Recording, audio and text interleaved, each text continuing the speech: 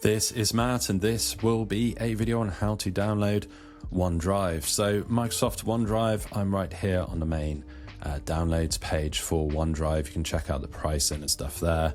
There's of course a free version with Microsoft 365, but we can download the app directly from here. So here is the download location, the URL. It's quite a long URL, so I will put that URL as a link in the video description just below this video, so you can just click on that link and wind up here.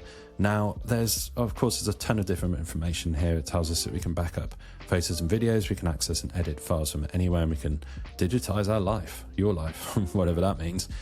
So we can do all of this, but the main thing we need to do right here is literally just click this button here for download. Now platform specific, it will know what operating system you're on. I'm on a Mac right here, so I can click and that will instantly download. You see the file flies up in the corner, the icon, that's the universal symbol on the Mac that it has downloaded. So depending on your browser, you will find the installer in your downloads location, and depending on your setup and how you have your browser set up as far as where your downloads location is.